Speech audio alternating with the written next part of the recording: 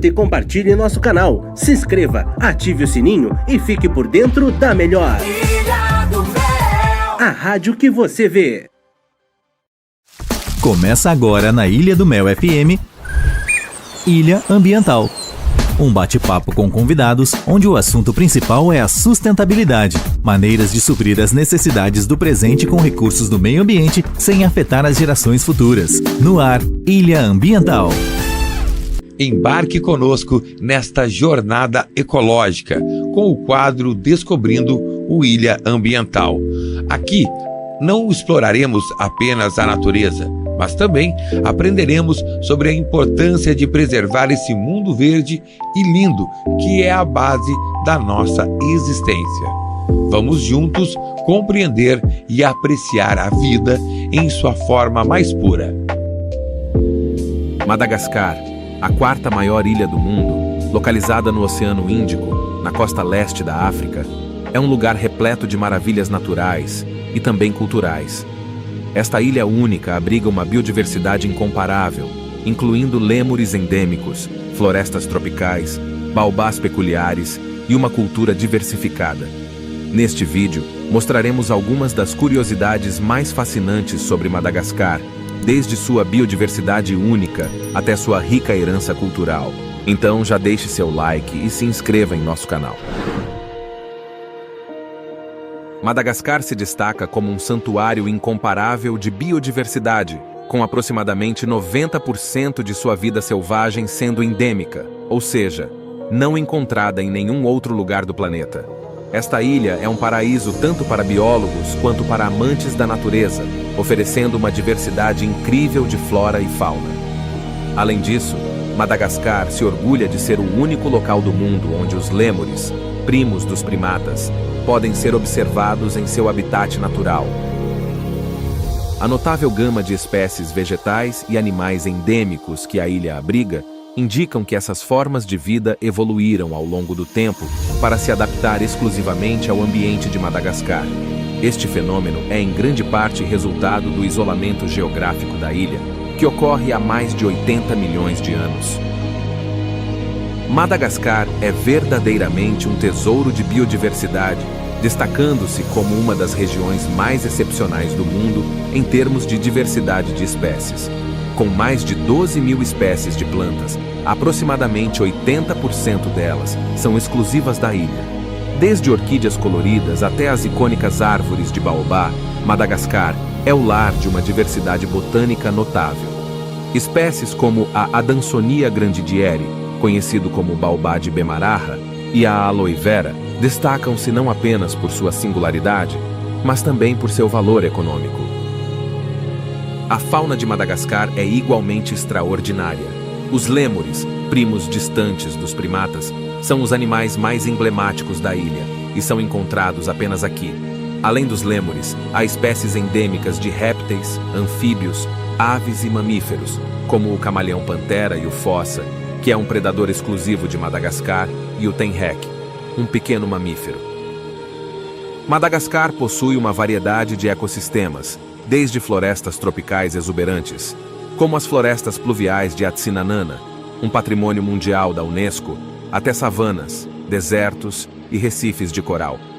Cada um desses ambientes abriga uma variedade única de espécies adaptadas às suas condições específicas. Apesar de sua riqueza natural, a biodiversidade de Madagascar está ameaçada por atividades humanas, como desmatamento, caça ilegal e pesca insustentável. A crescente pressão sobre os recursos naturais coloca em risco muitas espécies endêmicas e ecossistemas frágeis. A conservação e a conscientização desempenham um papel crucial na proteção desses tesouros naturais. Os lêmures, que desempenham um papel de destaque na cultura malgache, são uma das espécies mais emblemáticas de Madagascar. Mais de 100 espécies diferentes de lêmures habitam a ilha, variando em tamanho, hábitos e cores. Sua presença é essencial para a ecologia da ilha, mas muitas espécies de lêmures enfrentam ameaças devido à perda de habitat e caça ilegal. Madagascar é uma ilha de extrema diversidade geográfica, caracterizada por paisagens deslumbrantes e uma topografia variada que cativa os viajantes e cientistas. Essa diversidade geográfica torna a exploração da ilha uma aventura verdadeiramente fascinante. A ilha abriga algumas das últimas florestas tropicais intocadas do mundo, que são o lar de uma grande parte da biodiversidade única de Madagascar. O Parque Nacional de Tsingy de Bemará é uma das atrações geológicas mais surpreendentes do mundo. Ele é famoso por suas formações de calcário pontiagudas e afiadas, conhecidas como Tsingy, que criam um cenário espetacular de labirintos rochosos. O parque também abriga desfiladeiros profundos e cavernas misteriosas. Madagascar é pontilhada por várias cadeias de montanhas, sendo as mais notáveis as montanhas Ankaratra, montanhas Andringitra e montanhas Tsaratanana. O pico de Maromokotra, que atinge mais de 2.800 metros de altitude, é o ponto mais alto da ilha. Além disso, Madagascar é conhecida por seus vulcões ativos, como o vulcão de Piton de la Fournaise. Enquanto a maior parte da ilha é coberta por florestas ou montanhas, Madagascar também possui vastas planícies e savanas, que são o lar de uma vegetação única e muitos animais selvagens, incluindo zebras de Madagascar. A costa de Madagascar é igualmente impressionante, com praias de areia dourada, recifes de coral coloridos e formações rochosas esculpidas pelo mar. O país oferece oportunidades excepcionais para o mergulho e o snorkeling, especialmente na região de Nosy Be e nos recifes de Toliara.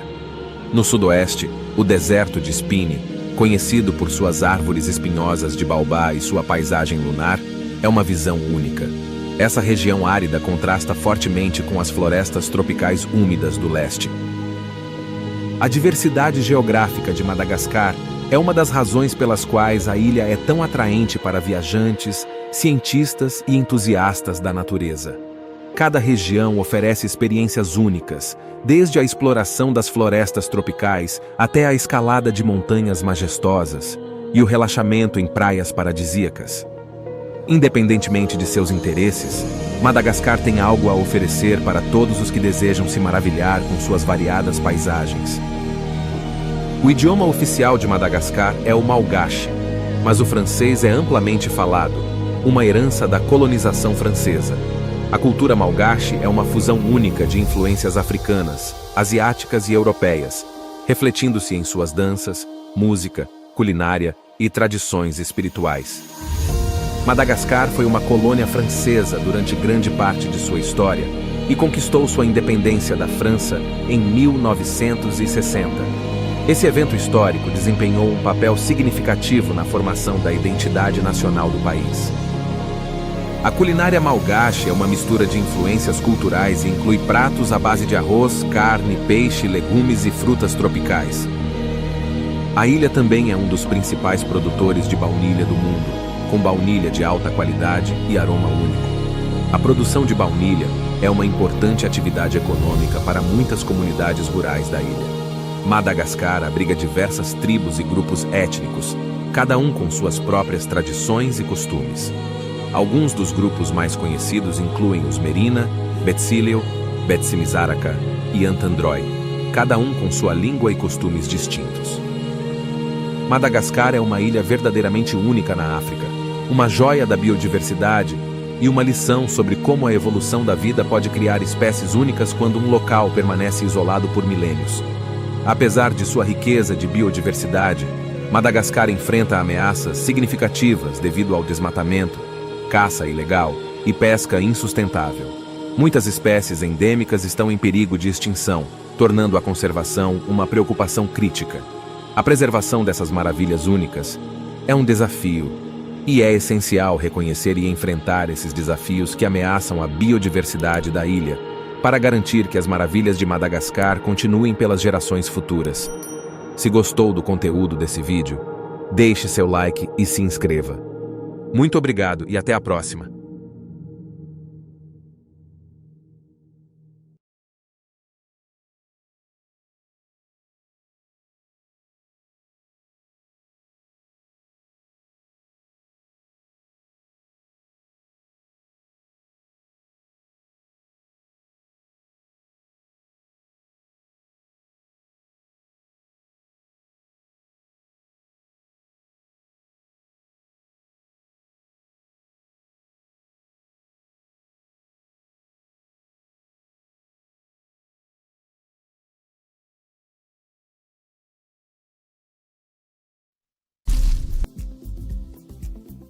PASA Paraná Operações Portuárias S.A.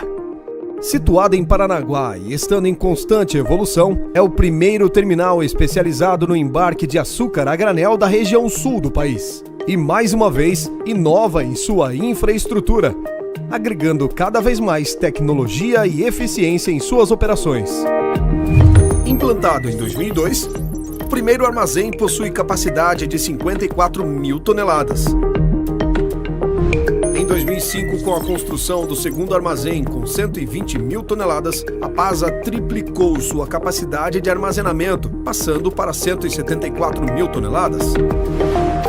Construído em 2014, o terceiro armazém em funcionamento possui capacidade de 65 mil toneladas. A PASA possui capacidade estática total de armazenagem de 239 mil toneladas. Como resultado do sucesso da organização e diante da crescente demanda da exportação brasileira, a empresa prepara novos investimentos no setor portuário, sendo a construção do quarto armazém que será instalado com o objetivo de ampliar a sua capacidade de armazenagem e embarque de granéis sólidos. O armazém PASA 4 vai possuir as seguintes características: 130 metros de comprimento, 40 metros de largura e 30 metros de altura, com capacidade para 60 mil toneladas. Com a construção do armazém PASA 4, a capacidade estática total de armazenagem aumentará em 38,1%, passando de 239 mil toneladas a 299 mil toneladas.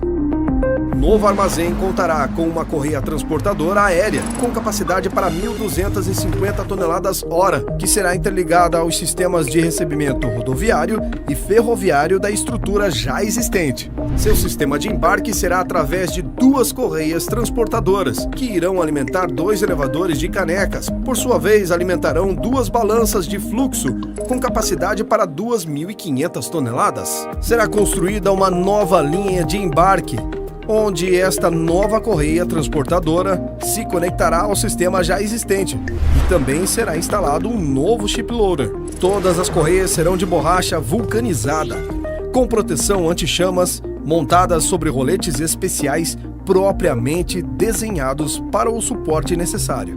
Sendo assim, o novo sistema de embarque totalizará 3 correias transportadoras e mais um ship loader, ampliando sua capacidade de embarque de 1.500 toneladas hora para 4.000 toneladas hora. Projetado para atender navios tipo Panamax e Posmax, também será dotado de sistema de controle de particulados de última geração.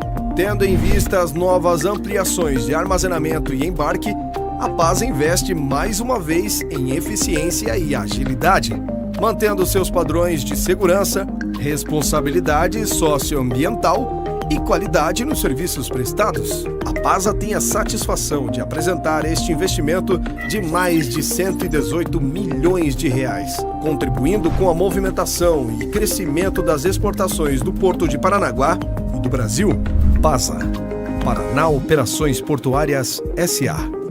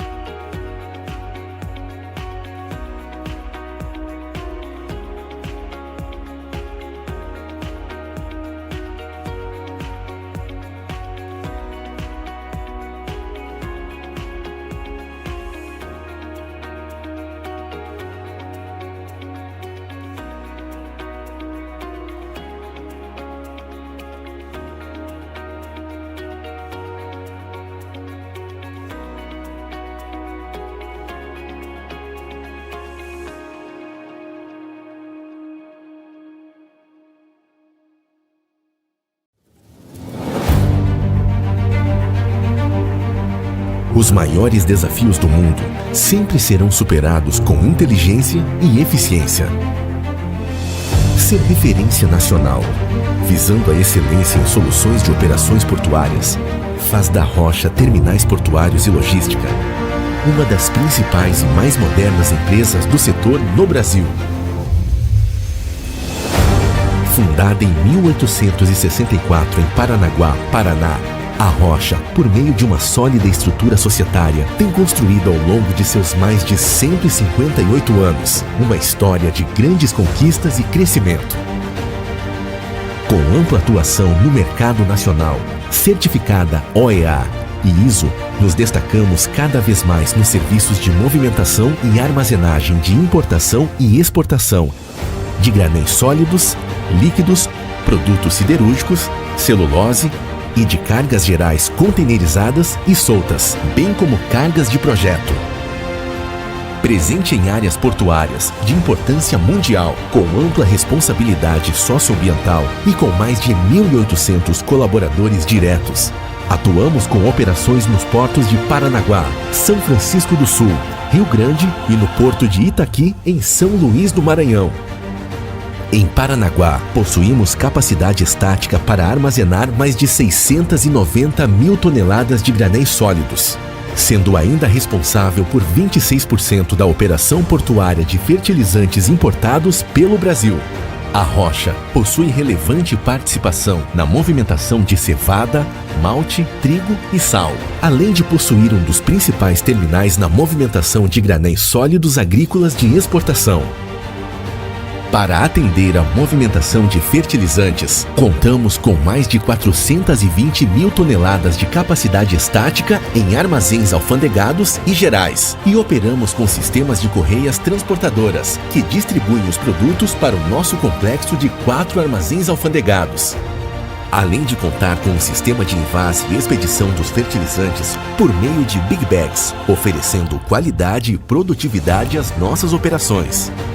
A Rocha investe também na implantação de novas correias transportadoras, que aumentarão a velocidade de descarga nos berços de atracação e nos novos armazéns, ampliando a capacidade de armazenagem dos terminais retroportuários. Este projeto em andamento trará aumento significativo da eficiência total do sistema de descarga de fertilizantes e, acima de tudo, redução de custos para os importadores e para o agronegócio brasileiro.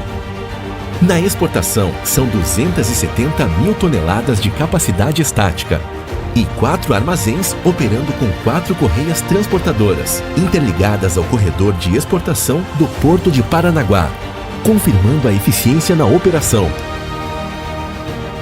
Na descarga, possuímos 4 tombadores e uma moega ferroviária, com capacidade de descarregar até 6 vagões simultaneamente, atendendo às necessidades dos nossos clientes com uma recepção de até 35 mil toneladas por dia. Contamos também com um armazém alfandegado localizado dentro da área primária do Porto de Paranaguá, garantindo assim o movimento e armazenagem de cargas containerizadas, soltas, big bags, bem como cargas de projetos.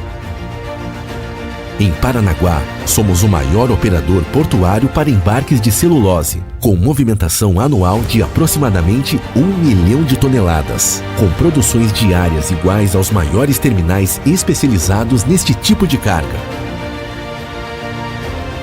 Isso só é possível com um trabalho sério e ético que, aliado à tecnologia de ponta, garante que as nossas operações sejam realizadas de forma diferenciada, com agilidade, qualidade e segurança. Com a participação societária na Catalini Terminais Marítimos, empresa com 613 mil metros cúbicos de capacidade estática de tancagem e pier próprio, reforçamos a manutenção da liderança no segmento em que atuamos. Em São Francisco do Sul, o nosso Porto Seco possui uma área de 128 mil metros quadrados e está localizado a 7 quilômetros do porto, possibilitando a simplificação dos procedimentos e diminuindo os custos operacionais para os nossos clientes, sendo um dos principais polos importadores siderúrgicos do sul do Brasil, com 20 mil metros quadrados de armazéns estruturados e com 2 pórticos para movimentação de carga. acompanhando o crescimento do Porto de São Francisco do Sul. Na área de fertilizantes e granéis sólidos, ampliamos o nosso mercado ao nos associarmos à Fullport, operação portuária e armazenagem, aumentando ainda mais a nossa capacidade de operação. Através da nossa unidade no Porto do Rio Grande, somos a principal e mais eficiente operadora portuária na movimentação de granéis sólidos no porto público, com armazenagem para 70 mil toneladas de fertilizantes em retroárea, facilitando para os nossos clientes a descarga e transbordo de fertilizantes e outros granéis de importação, além do carregamento de cereais como trigo, malte e arroz. Na busca de atender os nossos clientes de norte a sul do Brasil, expandimos a nossa presença geográfica para o Porto de Itaqui, em São Luís, no Maranhão. Através da nossa investida COP, Companhia Operadora Portuária do Itaqui, com 70 mil toneladas de capacidade estática interligada ao berço 101, a principal operadora portuária de São Luís, reforçamos ainda mais o nosso posicionamento de ser o maior operador portuário independente do Brasil. A COP possui 300 mil metros quadrados em retroárea e 35 mil toneladas de capacidade de armazenagem. Atualmente, a COP está em fase de conclusão de mais um investimento que entrega ao mercado nacional um novo corredor norte-sul de transporte ferroviário, em parceria com a VLI, entre a sua moega ferroviária, instalada no Terminal COP em Itaqui, e um novo armazém para 60 mil toneladas e estrutura de recepção ferroviária no Tipa, Tocantins. Ao todo, possuímos uma capacidade de armazenar mais de 1.600.000 toneladas de granéis sólidos e líquidos e de movimentar mais de 25 milhões de toneladas por ano, garantindo aos nossos clientes as melhores soluções portuárias e logísticas. Somos uma empresa com altos padrões de governança, transparência e compliance, que com um constante investimento em equipamentos e no desenvolvimento de pessoas, buscamos sempre a eficiência e a qualidade em todas as nossas operações. Muito prazer, Rocha Terminais Portuários e Logística.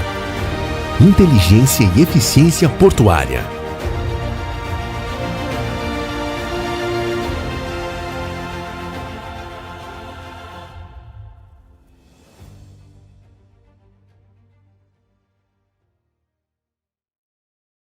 O programa Ilha Ambiental, para quem ainda não entendeu o que é o programa, é uma aplicação prática do tipo Pesquisa, Divulgação, Ação, que é desenvolvida pela Ilha do Mel FM.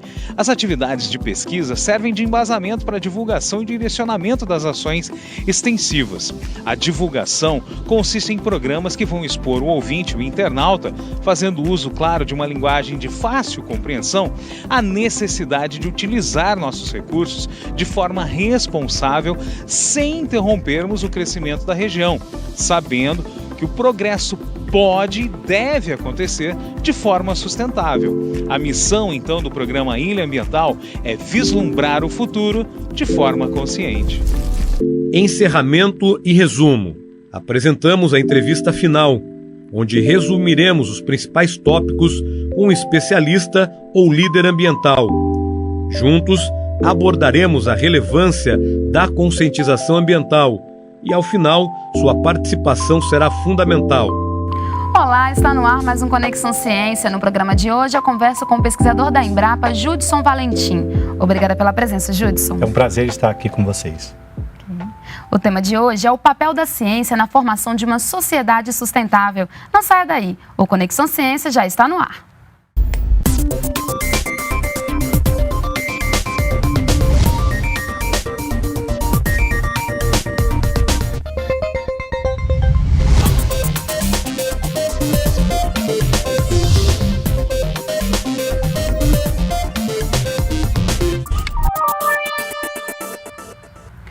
A previsão de que a população chegue a 11 bilhões de pessoas em 2100, é cada vez maior a preocupação em garantir um planeta mais sustentável.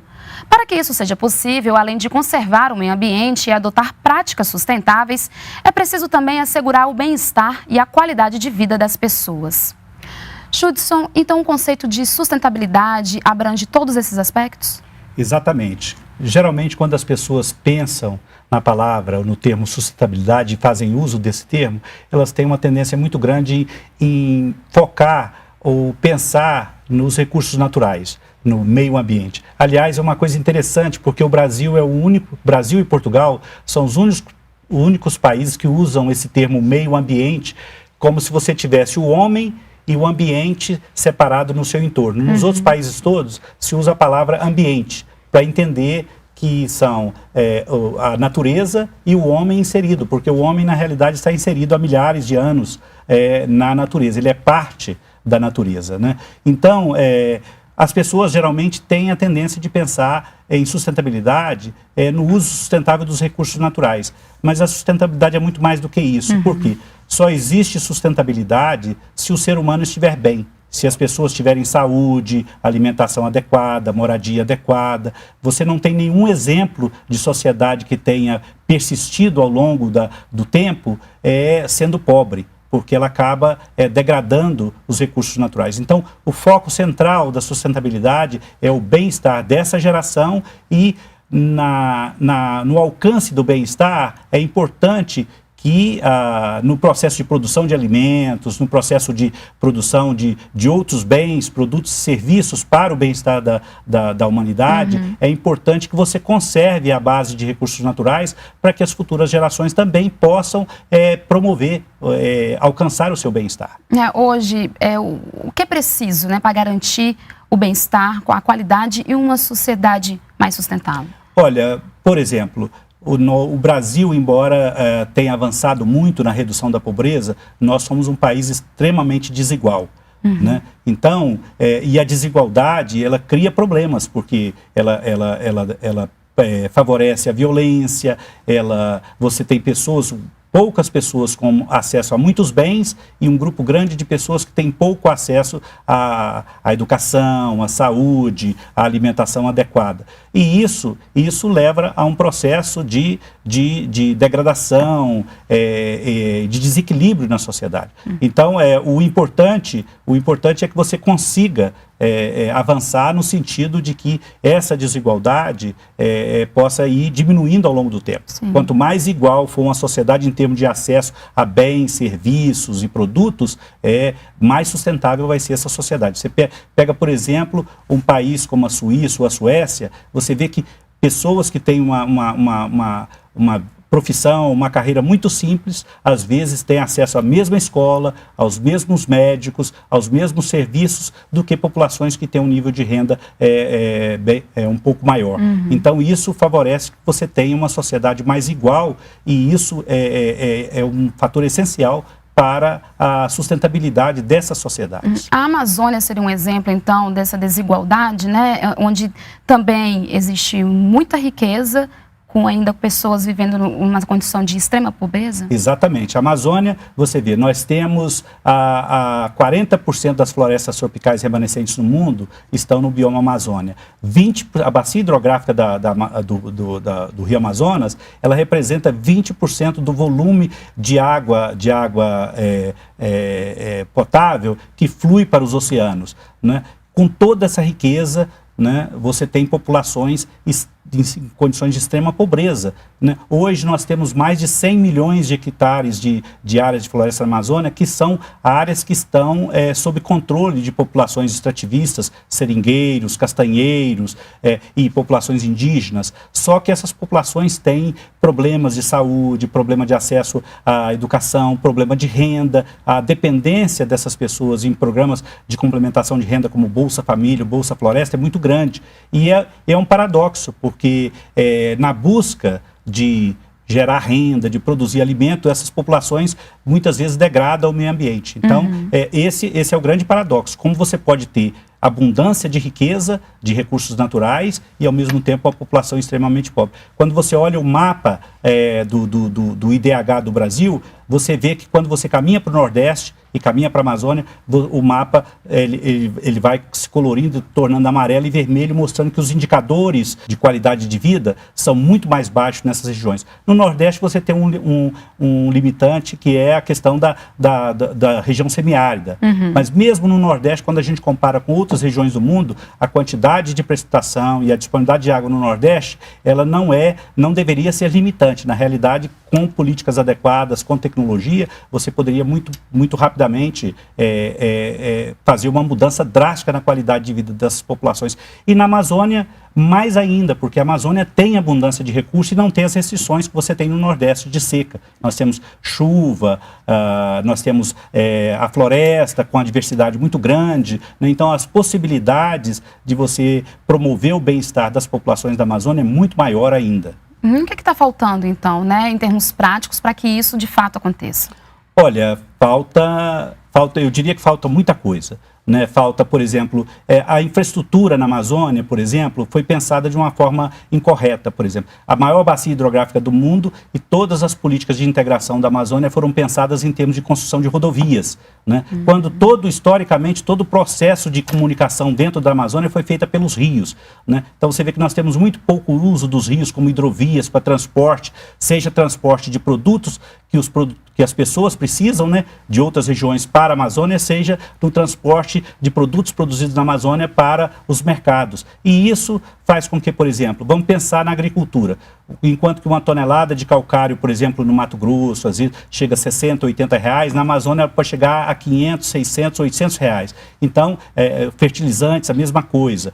Então, isso muitas vezes inviabiliza o uso de certos produtos e de certas tecnologias em função do custo de transporte. Então, esse é um dos gargalos que precisa ser superado. É repensar, superar também o paradoxo do modal de transporte da Amazônia. O ideal seria você ter o modal de transporte fluvial pelos rios, integrando talvez com ferrovias e, por último, nas proximidades da cidade, você teria rodovias, porque as rodovias da Amazônia, elas degradam muito rapidamente por causa da intensidade das chuvas, do tipo de solos, etc. Esse é um gargalo importante. Não é um gargalo tecnológico em si, mas é um gargalo que limita, às vezes, o acesso e o uso das tecnologias que são geradas pelas populações da Amazônia, principalmente a população rural, né? Por outro lado, muitas tecnologias que são geradas em outros lugares, elas precisam ser ajustadas à realidade da Amazônia. Então, esse é um papel importante das instituições de pesquisa, entre as quais a Embrapa, né? Por quê? Porque na Amazônia nós temos um ambiente predominantemente florestal. Então, e já existe um consenso na sociedade que a substituição da floresta, a conversão de floresta para atividades agropecuárias não é o caminho mais adequado para um futuro sustentável para o Brasil e para o planeta como um todo. Então, se a floresta é para se tornar uma fonte de renda econômica e sustentável, é preciso que você tenha conhecimento, tecnologia. Só que na Amazônia também, ao mesmo tempo, nós temos populações tradicionais que vivem na Amazônia há 10 mil anos, né? Então, essas populações têm um estoque de conhecimento tradicional bastante substancial. Então, o que nós temos que fazer na Amazônia é um processo de diálogo entre a ciência e as comunidades tradicionais, num processo de construção coletiva de tecnologia, serviços e produtos que sejam adequados à cultura, à tradição cultural, ao aspecto ambiental e à realidade socioeconômica dessa região. Somente se nós fizermos isso é que nós vamos conseguir caminhar para conciliar desenvolvimento com sustentabilidade na Amazônia. Mas na prática, como é que a ciência ela pode contribuir para que esse desenvolvimento sustentável aconteça? Por exemplo, vamos pensar, a castanha do Brasil é um recurso muito importante na Amazônia para as populações tradicionais. Há alguns anos, né, essas populações vinham enfrentando um problema, porque quando os ouriços da castanha caem no chão, eles se contaminam com aflatoxina. E o mercado não estava aceitando essas castanhas contaminadas, porque a aflatoxina ela pode ser um contaminante que pode levar ao câncer, né? Então, o que acontece? A Embrapa, junto com outras instituições, inclusive internacionais, fez todo um estudo do processo, desde a queda da castanha até a coleta, o processamento, e fez ajustes nesse processo para reduzir ou eliminar as fontes de contaminantes. Com isso, você agregou, reinseriu, permitiu que o produto fosse adquirido pelo mercado, agregou valor ao produto e isso gerou renda para esses produtores. Por exemplo, outro aspecto, nas áreas de reservas extrativistas, por exemplo, as populações, com a melhoria dos indicadores de saúde, etc., a taxa de mortalidade vem caindo, então a tendência das populações, da densidade populacional é aumentar. Se você tem uma mesma área de floresta, com a população crescente, a pressão sobre os recursos naturais, a tendência é aumentar. Sim. E aí você teria o risco de degradação. Então você tem que pensar em estratégia de aumentar a produtividade daquelas áreas de floresta. Isso pode ser feito de duas formas. Uma, incorporando novos produtos da floresta às atividades produtivas que geram renda, ou também aproveitando aquelas áreas onde as populações extrativistas fazem a sua atividade de produção de alimentos, né, que eles fazem os seus roçados, e nessas áreas você pode fazer um processo de adensamento com plantios de mais seringueiras, castanheiras, açaí e outras espécies com potencial econômico, para você poder aumentar, permitir que onde hoje vive uma família e consegue gerar renda, no futuro possam 4 ou 5 famílias, os seus filhos também possam viver ali e terem uma renda adequada para garantir o seu bem-estar. Esses seriam exemplos de processos de desenvolvimento sustentável? Exatamente. Por quê? Porque você teria hoje uma família de seringueiros produzindo, gerando renda para si, produzindo alimentos, gerando renda, e ao mesmo tempo ela está promovendo uma intervenção naquele ambiente de forma que você não só está mantendo, mas está aumentando a capacidade daquela área de produzir mais renda, mais alimentos no futuro e de forma sustentável, sem alterar de forma significativa a diversidade do ambiente. Uma coisa muito importante que às vezes as pessoas não têm muito conhecimento, historicamente, os estudos mostram que cerca de quase 40% da todo o bioma amazônico são florestas antropogênicas, ou seja, são florestas cuja fisionomia hoje, cuja aparência hoje, ela é fruto da ação do homem. Então você tem regiões da Amazônia, você tem maciços, maciços de castanheira, maciços de buritizais, etc. E muitos estudos mostram que a ocorrência dessas maiores densidades foi influenciada pelo homem. O homem plantou. Outro fator importante é o grande número de espécies da Amazônia, que hoje tem importância na economia e na alimentação de populações, não só no Brasil como no mundo. A mandioca, por exemplo, foi uma planta nativa da Amazônia, foi domesticada por essas populações tradicionais, foi melhorada, né, ao longo dos séculos, e hoje a mandioca é importante na alimentação das populações da Amazônia, do Nordeste, de todo o Brasil, e na África principalmente, ela é muito importante. O cacau também saiu da Amazônia, né, o abacaxi, né, planta de origem amazônica. Então esses recursos mostram que é possível você aproveitar a biodiversidade da Amazônia para produção de alimentos, para geração de renda, para a indústria de cosméticos, para a indústria de produtos farmacêuticos, etc. Então o potencial da Amazônia é imenso. E o importante é fazer também que no processo de aproveitamento dessa biodiversidade, que a Amazônia não seja só uma fonte de matéria-prima, mas que você consiga também agregar valor a esses produtos na região e principalmente fazer com que a população da região se beneficie da renda e da riqueza gerada por esses produtos. Ok, Judson, então daqui a pouco a gente continua a nossa conversa. Vamos para um rápido intervalo e voltamos já.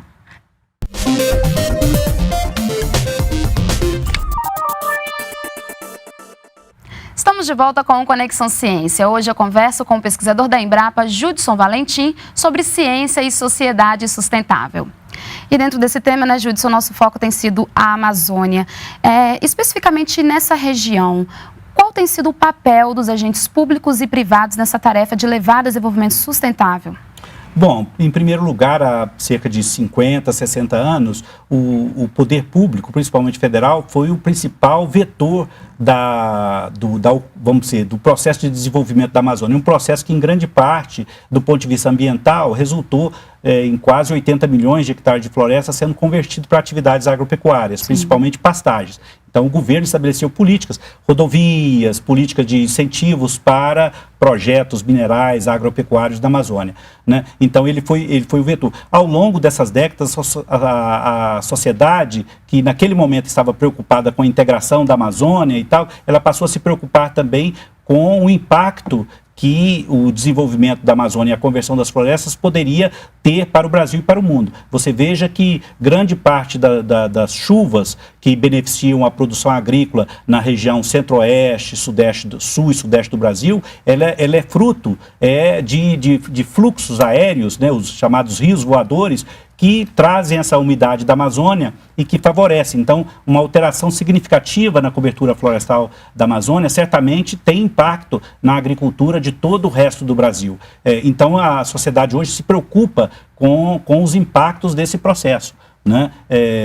Então, o poder público ele pode, como já fez, primeiro, implantou um sistema com a governança efetiva da gestão dos recursos naturais. O desmatamento que chegou a alcançar 2.700.000 hectares em 2004, 2005, hoje está em torno de 550 mil hectares, uma queda bastante significativa que inclusive tem contribuído para o Brasil cumprir os seus compromissos globais de redução das emissões de gases de efeito estufa. Ao mesmo tempo, nós estamos verificando que mesmo com a redução do desmatamento, a produção agropecuária na Amazônia continua crescendo. Como isso é possível? É possível graças à adoção de tecnologia. Quando eu comecei a trabalhar na Embrapa há 36 anos atrás, na Amazônia você precisava de 2 hectares para criar uma cabeça de gado. Hoje tem produtor nesses mesmos 2 hectares criando 6, 7, 8 cabeças de gado. Então isso aí é aumento de produtividade da terra e aumento da rentabilidade. Então com tecnologia você consegue conciliar conservação de recursos naturais, aumento da produção de alimentos por meio do aumento da produtividade, que é benéfico para a sociedade, né? A cesta básica nesses últimos 40 anos caiu pela metade o preço, graças à redução do preço dos alimentos, né? E você consegue também aumentar a renda. E, portanto, aumentando a renda, você aumenta a qualidade de vida das populações. Então, Judson, diante disso, é possível dizer que a base do desenvolvimento sustentável está no conhecimento? Exatamente.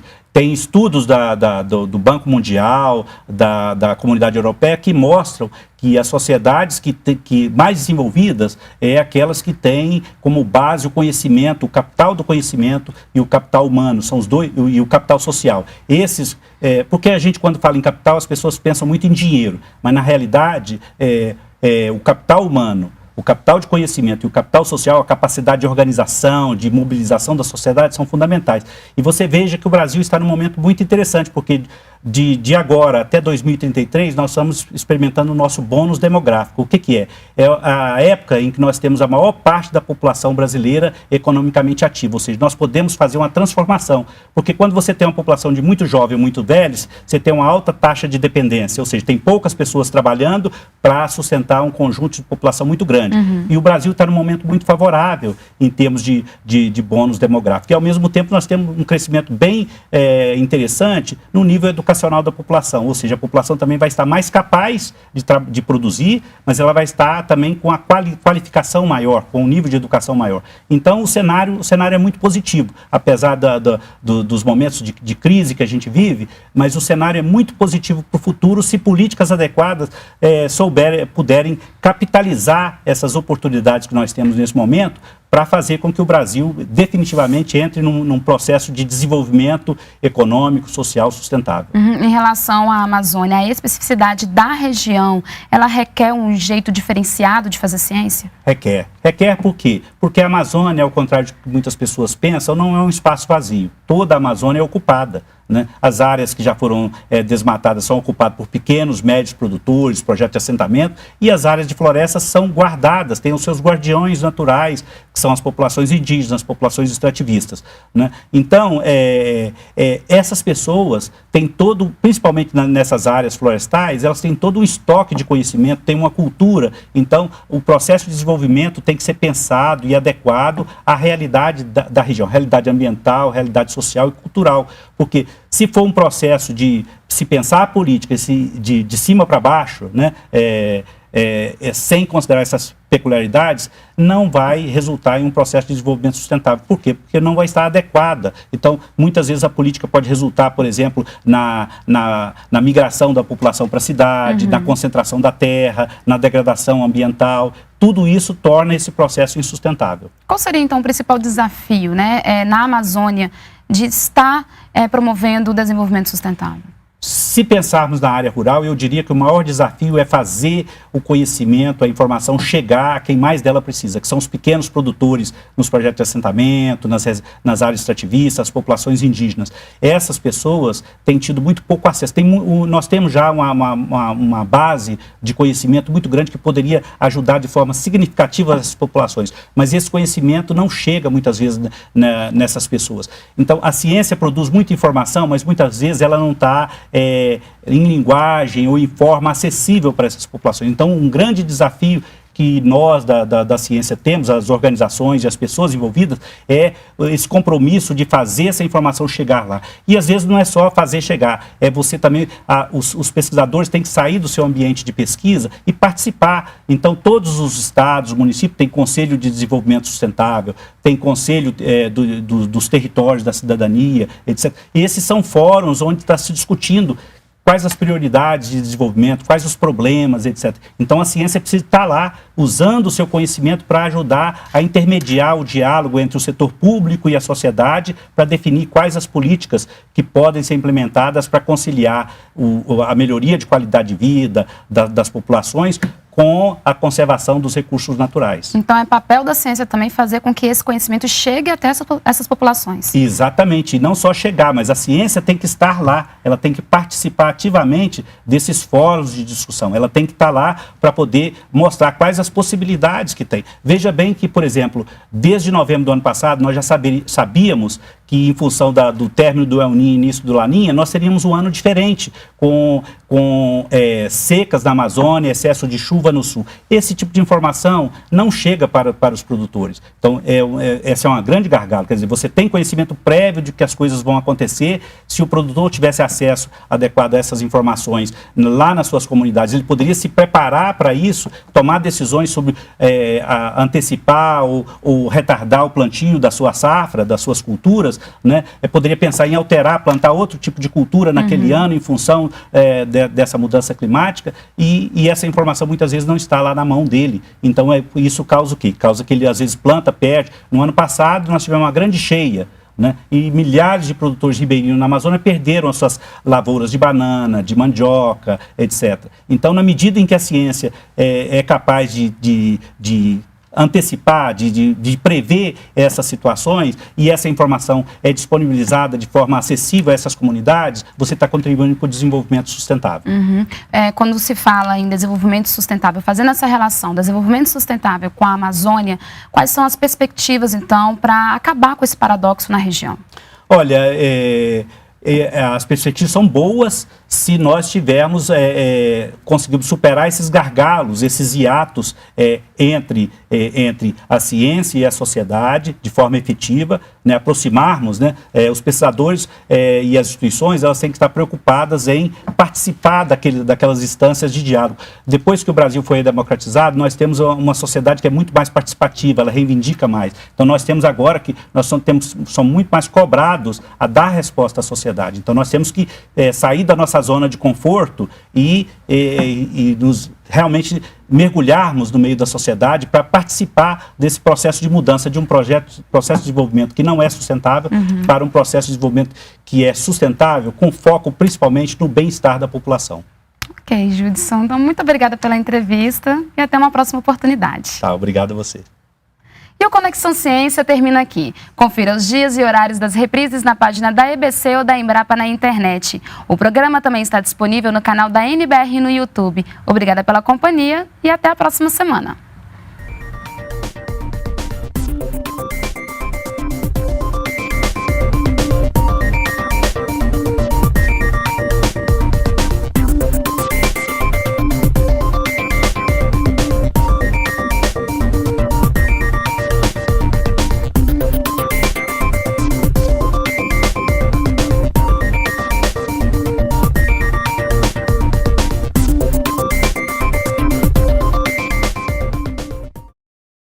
Encerra-se agora Ilha Ambiental, na Ilha do Mel FM, a rádio que você vê. Responsabilidade socioambiental e segurança dos colaboradores são prioridades no planejamento do terminal da Pasa Paraná Operações Portuárias. Terminal atua com prioridade às normas ambientais e de segurança em suas atividades, itens como gestão do PGRS, Plano de Gerenciamento de Resíduos Sólidos, coleta seletiva, controle de pragas e roedores, limpeza geral de suas áreas de operação e projetos socioambientais, como o Horta Comunitária, realizado na Escola Municipal Randolfo Arzua, são destaques das ações ambientais da PASA no litoral. A empresa tem como principal pilar a capacitação constante de seus colaboradores em diversas áreas, priorizando itens como segurança das equipes e socioambiental, mantendo também em sua estrutura uma brigada de emergência altamente capacitada, obtendo os melhores e mais eficazes equipamentos. PASA Paraná Operações Portuárias S.A. é sustentabilidade aliada com alta tecnologia em infraestrutura portuária.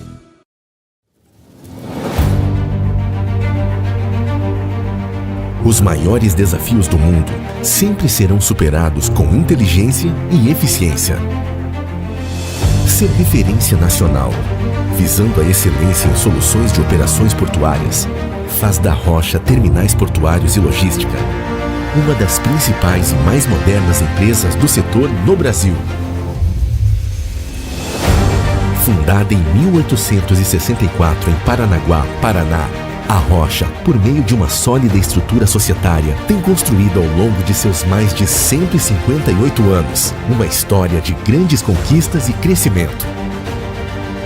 Com ampla atuação no mercado nacional, certificada OEA e ISO, nos destacamos cada vez mais nos serviços de movimentação e armazenagem de importação e exportação de granéis sólidos, líquidos, produtos siderúrgicos, celulose e de cargas gerais containerizadas e soltas, bem como cargas de projeto. Presente em áreas portuárias de importância mundial, com ampla responsabilidade socioambiental e com mais de 1.800 colaboradores diretos, atuamos com operações nos portos de Paranaguá, São Francisco do Sul, Rio Grande e no porto de Itaqui, em São Luís do Maranhão. Em Paranaguá, possuímos capacidade estática para armazenar mais de 690 mil toneladas de granéis sólidos, sendo ainda responsável por 26% da operação portuária de fertilizantes importados pelo Brasil. A Rocha possui relevante participação na movimentação de cevada, malte, trigo e sal, além de possuir um dos principais terminais na movimentação de granéis sólidos agrícolas de exportação. Para atender à movimentação de fertilizantes, contamos com mais de 420 mil toneladas de capacidade estática em armazéns alfandegados e gerais, e operamos com sistemas de correias transportadoras, que distribuem os produtos para o nosso complexo de 4 armazéns alfandegados. Além de contar com um sistema de envase e expedição dos fertilizantes por meio de Big Bags, oferecendo qualidade e produtividade às nossas operações. A Rocha investe também na implantação de novas correias transportadoras, que aumentarão a velocidade de descarga nos berços de atracação e nos novos armazéns, ampliando a capacidade de armazenagem dos terminais retroportuários. Este projeto em andamento trará aumento significativo da eficiência total do sistema de descarga de fertilizantes e, acima de tudo, redução de custos para os importadores e para o agronegócio brasileiro. Na exportação, são 270 mil toneladas de capacidade estática e 4 armazéns operando com 4 correias transportadoras, interligadas ao corredor de exportação do Porto de Paranaguá, confirmando a eficiência na operação. Na descarga, possuímos 4 tombadores e uma moega ferroviária, com capacidade de descarregar até 6 vagões simultaneamente, atendendo às necessidades dos nossos clientes com uma recepção de até 35 mil toneladas por dia. Contamos também com um armazém alfandegado localizado dentro da área primária do Porto de Paranaguá, garantindo assim o movimento e armazenagem de cargas containerizadas, soltas, big bags, bem como cargas de projetos. Em Paranaguá, somos o maior operador portuário para embarques de celulose, com movimentação anual de aproximadamente 1 milhão de toneladas, com produções diárias iguais aos maiores terminais especializados neste tipo de carga. Isso só é possível com um trabalho sério e ético que, aliado à tecnologia de ponta, garante que as nossas operações sejam realizadas de forma diferenciada, com agilidade, qualidade e segurança. Com a participação societária na Catalini Terminais Marítimos, empresa com 613 mil metros cúbicos de capacidade estática de tancagem e pier próprio, reforçamos a manutenção da liderança no segmento em que atuamos.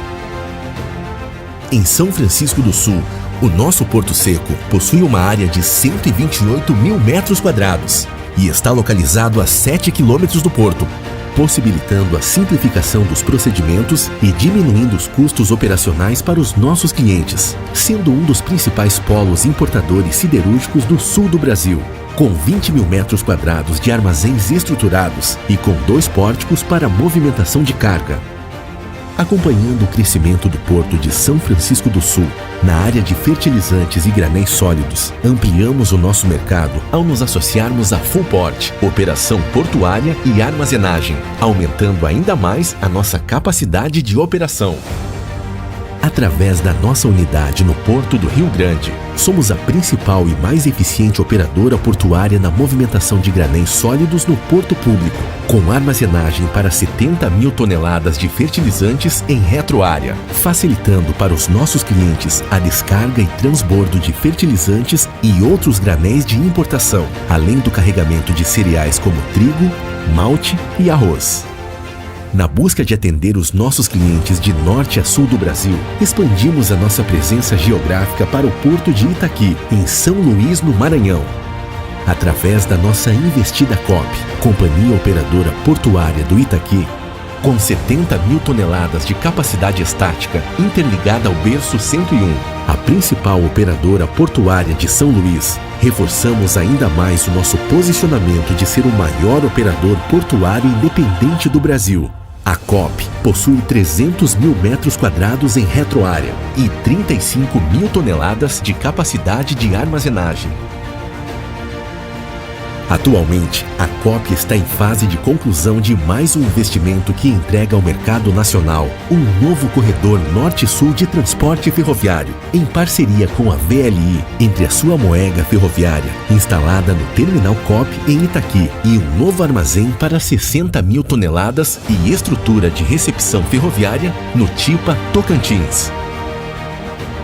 Ao todo, possuímos uma capacidade de armazenar mais de 1.600.000 toneladas de granéis sólidos e líquidos e de movimentar mais de 25 milhões de toneladas por ano, garantindo aos nossos clientes as melhores soluções portuárias e logísticas. Somos uma empresa com altos padrões de governança, transparência e compliance, que com um constante investimento em equipamentos e no desenvolvimento de pessoas, buscamos sempre a eficiência e a qualidade em todas as nossas operações. Muito prazer, Rocha Terminais Portuários e Logística. Inteligência e eficiência portuária.